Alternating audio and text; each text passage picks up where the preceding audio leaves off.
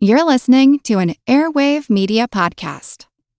Feel like who art ed? Try to slice it. Who art is Mr. Wood art ed me? Good.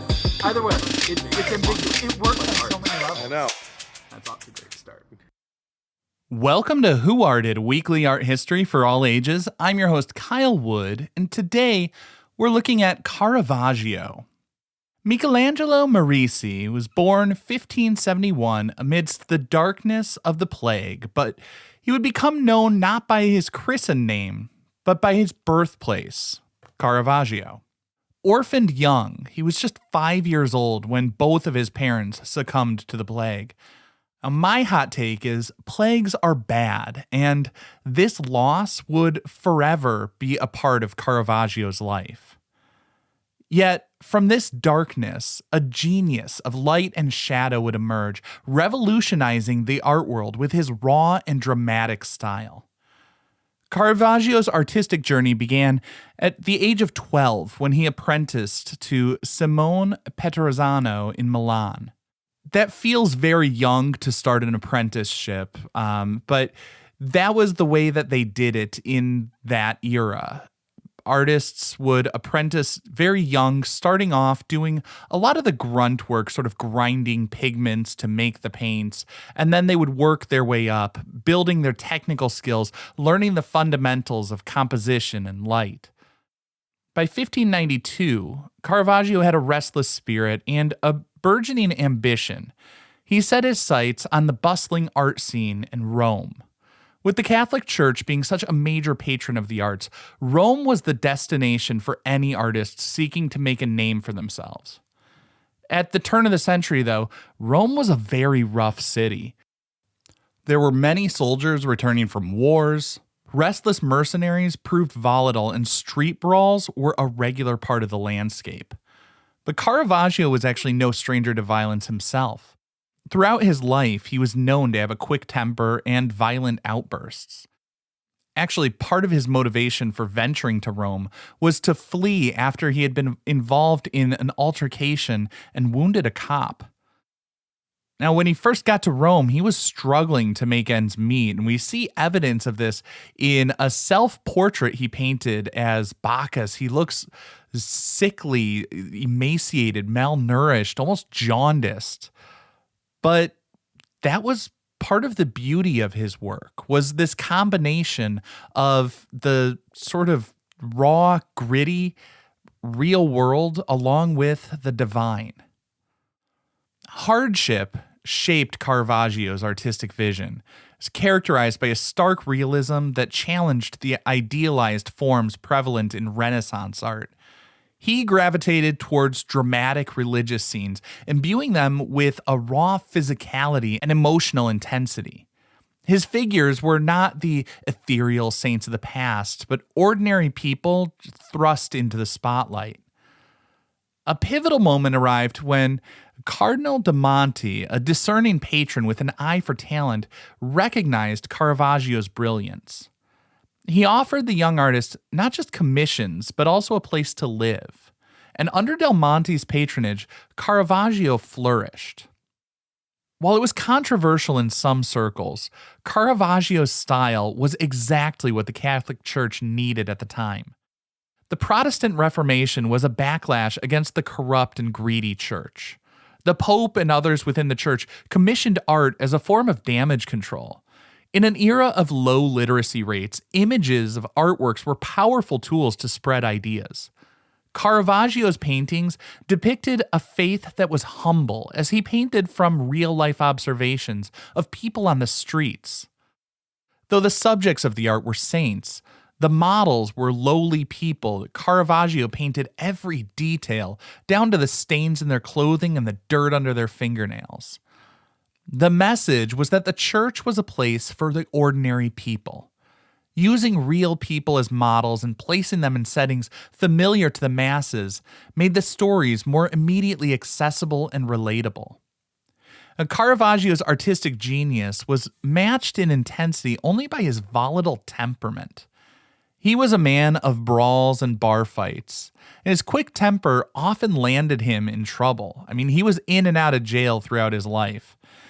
It's hard to say whether this was the product of the traumatic life, losing both parents at the age of 5 and living on the streets, or it could have been a result of lead poisoning. Some years back, his remains were exhumed and tested.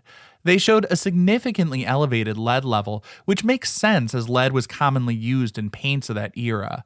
We now know that elevated lead levels can cause a person to become more impulsive and quicker to anger.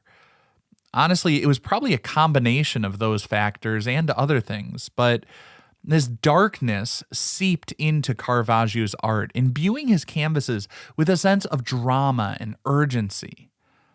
And he employed a dramatic chiaroscuro technique, using stark contrasts of light and shadow to heighten the emotional impact of his scenes. Of course, as many know, with Caravaggio, even though he was finding a great deal of success in Rome, tragedy was never far away. In 1606, he had a violent altercation with Ranuccio Tommasoni. And honestly, historic records are not entirely clear as to what the cause of the provocation was, but Caravaggio killed the man. And that led to the Pope issuing a death sentence, and Caravaggio had to flee Rome. And with that, Caravaggio would spend probably the rest of his life kind of sleeping in his clothes with his dagger at his side, always ready to flee. This self-imposed exile took him to Naples, Malta, Sicily, and back. Despite the constant threat of capture, Caravaggio continued to paint. His later works, though, retained that dramatic chiaroscuro, but they reflected a more somber mood, perhaps mirroring his own angst and inner turmoil. Paintings like The Beheading of St. John the Baptist display a sense of despair and brutality that is just a stark contrast with the earlier vibrancy of that Roman period. In Malta, Caravaggio briefly found haven with the prestigious Knights of Malta. He even secured a coveted commission to paint the beheading of John the Baptist for the order's cathedral. But his violent streak resurfaced as he drew a pistol on an officer, leading to his expulsion from the Knights. Haunted by his past and yearning to return to Rome, Caravaggio continued his restless journey. Tragically, his life was cut short in just 1610. He was about 38 years old. He died under mysterious circumstances. Whether it was from a poisoning, an illness, or the consequence of a lifetime of violence, the details of his death remain shrouded in mystery. Caravaggio was a problematic figure, and he died a fugitive, but his artistic brilliance has been appreciated for centuries. Well, technically, there was a bit of a lull there for a while, but in the 20th century, people started to give him another look, and his stature in art history has really been elevated since then. He revolutionized the art world. The dramatic use of light and shadow has been really influential for generations of artists. And his incorporation of ordinary people as models for religious figures and that raw portrayal of emotions all paved the way for the Baroque movement. Now, after a quick break, I want to focus on one of Caravaggio's greatest paintings, The Calling of St. Matthew.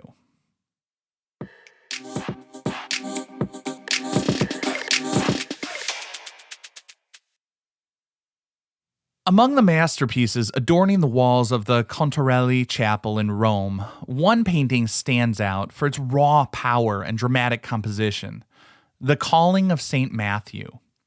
Created between 1599 and 1600, this oil-on-canvas masterpiece depicts the transformative moment when Jesus Christ calls Matthew, a tax collector, to become his disciple. The scene unfolds within a dimly lit tavern, a stark contrast from the heavenly settings traditionally used in religious artworks. A beam of light pierces through the darkness, originating from an unseen source in the top right corner. This intense shaft of late afternoon light, it's a signature of Caravaggio's tenebrism technique. It serves as a spotlight, illuminating Jesus and Peter, who stand on the right side of the canvas, I guess the viewer's right, in the composition. Their figures are bathed in warm light. They exude an air of authority and purpose. Jesus is dressed in just a simple robe, though, and he points directly at Matthew. His gesture is both commanding and inviting. And Peter, standing beside him, leans forward, his gaze fixed on Matthew, perhaps adding a silent sort of encouragement. The other side of the canvas is plunged into shadow, creating a stark contrast with the illuminated figures. Here, Matthew sits hunched over the table, surrounded by other tax collectors. Piles of coins sprawled across the table, a symbol of the materialistic world Matthew is about to leave behind. He seems to be caught off guard, and he points to himself as though to say, "Who, me?" But it's a gesture that in a way sort of mirrors the pose of Jesus' hands, creating a subtle visual connection between the two figures. The expressions on the tax collectors' faces are a mix of confusion and apprehension. One leans in, mouth agape, while the other glances warily at Jesus. The two figures farthest from Jesus are deepest in the shadows. They're lost in the darkness, so focused on money, they don't even seem to be aware of Jesus' presence. Caravaggio's brilliance lies in his masterful use of realism. He depicts the figures not as idealized saints, but as ordinary men with weathered faces and calloused hands. This portrayal adds to the emotional weight of the scene, making it all the more real and relatable to its intended audience. The painting also breaks away from traditional depictions by placing the scene in a mundane setting. The inclusion of everyday objects like coins and a worn table underscores the human element of the story. And all of this is to challenge the viewer's preconceptions about religious figures and the sacredness of their interactions. The calling of St. Matthew doesn't have very complex symbolism. The message is conveyed through the direct interaction between the figures, their gestures, and the play of light and shadow. The viewer's not presented with a distant, idealized religious event, but rather becomes a silent witness to a moment of profound transformation. The scene feels dramatic and urgent. Its artwork loaded with an energy and intensity rivaled only by the life of the artist himself. This concludes this week's episode of Who Arted, part of the Airwave Media Podcast Network. If you found this tolerable, please leave a rating or review on your favorite podcast app. You can find images of the work being discussed this week and every week on social media at Who Arted Podcast on Twitter, Instagram, and TikTok, and of course on the website whoartedpodcast.com. Podcast done.